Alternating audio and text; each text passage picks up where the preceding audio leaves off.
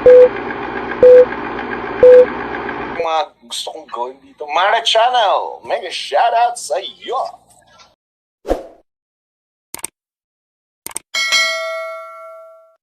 Hello guys! It's Mara Channel! Wala akong kilay Pero pag malapit may kilay ako. Kain tayo guys. Kain tayo guys. Ito guys Kasi nagluto ako ng macaroni crema, yung separate. Yung macaroni ay yung manok niluto ko sa cream. Nilagay ko ng cream, may mushroom at saka bell pepper, yun lang. Tapos bigisa siya sa butter. Hinayang ako sa manok kasi dalawang manok yung hiniwa ko. Nanghinayang ako sa manok, kaya ginawa ko, kinuha ko yung pakpak. Nanghinayang ako itapon, kaya kinuha ko yung pakpak, tapos yung nasa likod ng buto. Yun, takot ako, akala ko hindi yung alaga ko. Yan ang kinuha ko. Tapos, nilagyan ko ng asin, binabad ko sa suka, asin at saka sa paminta. Tapos, yun, binabad ko siya ng 30 minutes, tapos balad ako ng isang patatas. Tapos hinalo ko din dito sa manok. Tapos nilagyan ko siya ng konting flour para mag-dry. Hindi siya, pag pinirito siya, hindi siya malambot. Maging crunchy talaga siya. Kaya ayan, mukbang tayo guys. Paingitin ko kayo ngayon. Kala nyo isipin na lang natin na kunwari, nasa ano tayo, nasa, yung mga sikat na fast food ba, kailangan bawat subo, ganito.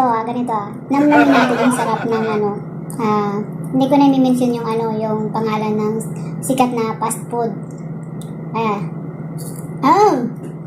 Ang sarap talaga dito sa sarap talaga dito kay Javi. Sarap ng nila sarap talaga, sarap.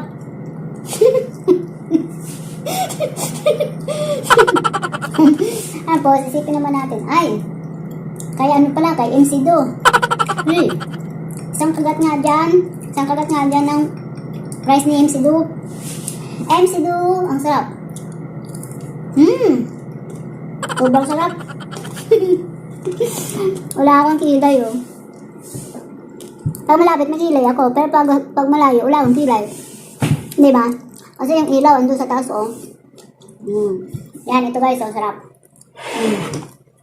Kuha kayo guys dami nito, hindi ito maubos. Kunti lang makain ko dito. Sarap talaga.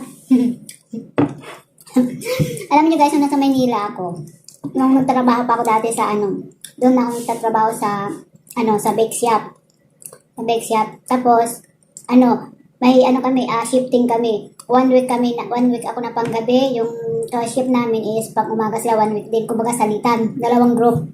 Ngayon, pag panggabi kami, yung amo kong lalaki, nagbibigayan sa amin ng pagkain na yung fries tsaka hotdog na jumbo hotdog na binibili sa 7-Eleven. 4 kami na panggabi. Ako yung tagahiwa ng mga cakes, tapos ako yung nagbabalot ng mga cakes. Tapos pag ako yung nagtitimpla ng gagawin pang icing, ako ang gumagawa. Tapos yung mani ako ang gumagawa na pang topping sa chocolate icing. Diba yung chocolate cake na chocolate cake, may yun, lalagyan mo ng topping sa chocolate yun. Tapos lalagyan mo sa ibabaw ng mga mani. Ako ang gumagawa nun. Ngayon, pag panggabi kami, kasi start kami ng Friday ng gabi, panggabi. Tuwing gabi, ito binibigay sa amin French fries, minsan nagbibigay ng McDo, minsan nagbibigay ng Jollibee. Gabi-gabi, iba yung iba-iba yung binibigay. Ngayon, ang time na last na panggabi namin kasi magki-Christmas na. Chismosa ako gawin ako sa inyo. May driver kami. Sorry sa'yo kuya. May driver pa doon sa kabilang bake shop. Pumunta doon tuwing umaga, madaling araw sa amin kasi kinukuha nga yung mga nabalot ko na cake. Kasi yung pag kailangan magbalot ka, baka kailangan maka 40 tray ka, yung malalaking tray. Ang laman nun is 100 yata yung laman nun. Yung malalaking tray na sa mga bake shop yun. Kailangan maka 40 tray ka nun magdamag. Akong gumagawa nun. Ako nagbabalot. Ngayon, pumunta sa madaling araw. Ako naman kasi osyosera ako kasi.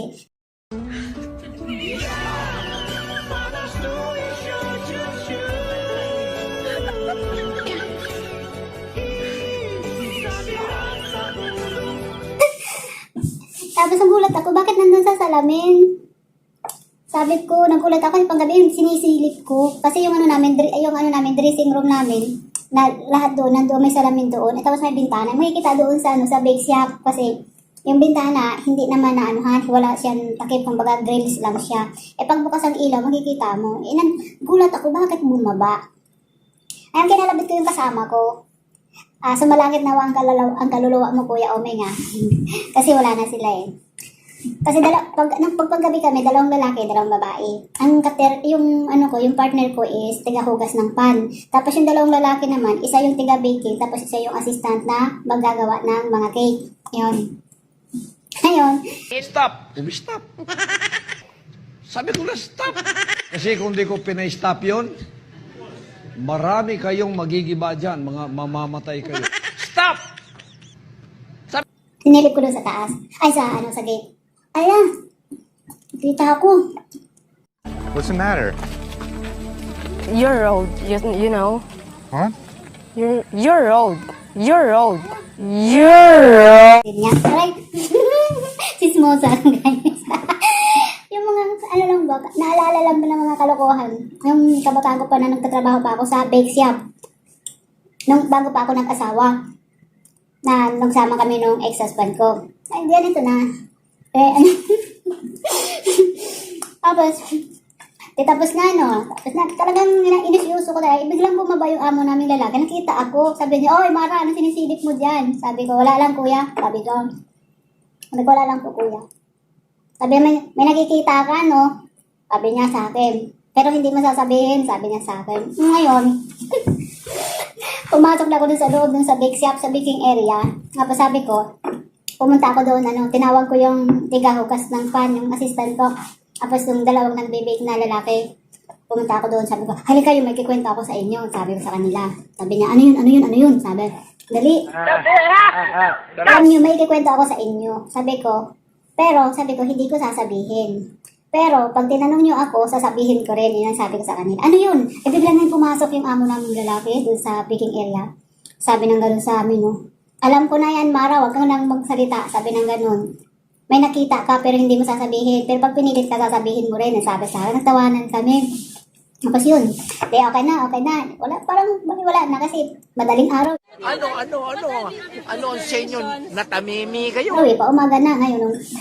Kasi alas 7 ng umaga, may kusinera doon. Alas 7 ng umaga, nag-iipon-ipon na doon kasi nga, mag-aalmusal na kasi, naka-ready na yung mga almusal namin, may kanya-kanya kaming mga plato. Ngayon, habang nakaupo ako, yung kusinera kasi doon namin, mabait, at ka-vibes ko. Saka yung tindera namin, ka-vibes ko din. Tapos, ang nangyari, minom ako, sabi ng gano'n sa akin si Ate Linda yung kusinera doon, sabi ng gano'n. Ate Linda, sabi ko, masarap yata magkape. Sabi sa akin Ate Linda, "Uy, Mara, pinagtimpla na kita ng kape, pero kinuha ko doon sa kape mo kasi kumuha din ako ng kape ko." Sabi niya, kasi kanya-kanya nga kami ng kape. Kanya-kanya kami bili. Sabi ko, "Ay, ganun ba?" "Oo, para siyempre, kinuha ko yung kape mo eh. Kaya kumuha na rin ako pantimpla para itimpla ka para sabay tayo magkape." Tapos tatawanan. Bigla ngayon bumaba yung amo naming babae. Tapos, biglang tanong sa akin, "Mara," sabi ng gano'n sa akin. "Mara," ang sigaw sabi, "Mara," sabi ng gano'n. Kasi nandun kami sa hilera lamesa, mahabang lamesa. Tapatan ng mga upuan. "Mara," sabi ko, "Bakit po?" Sabi ko, "Bakit po, ate?" Sabi ko lang gano'n.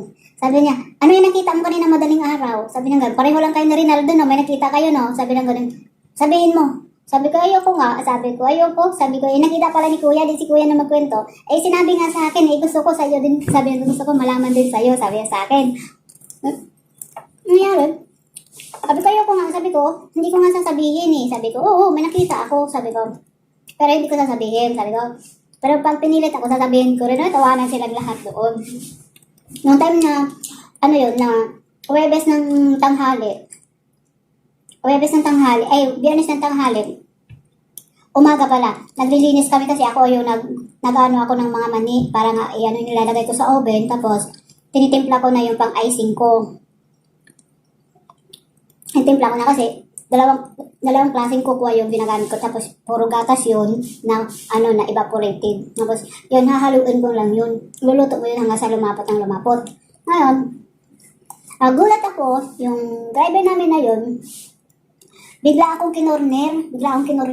Hinawakan ako dito. Ang takot ko sa kanya. Bigla akong kinorner, hinawakan ako dito. Akala ko kung ano yun. Yung pala, nanunubok lang sa akin. So weird.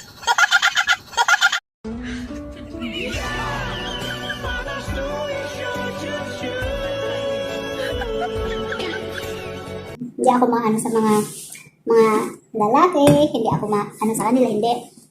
Masuplada ako sa personal, yun. Ngayon, ay nangyari, di biyernes na, tapos na, sinita ko talaga yun. Sinita ko, huwag kang ganyan sa akin, kuya. Ngayon, lumusot ako pababa, kasi payat pa ako, hindi pa ako malaki. Payat ako, malit ako.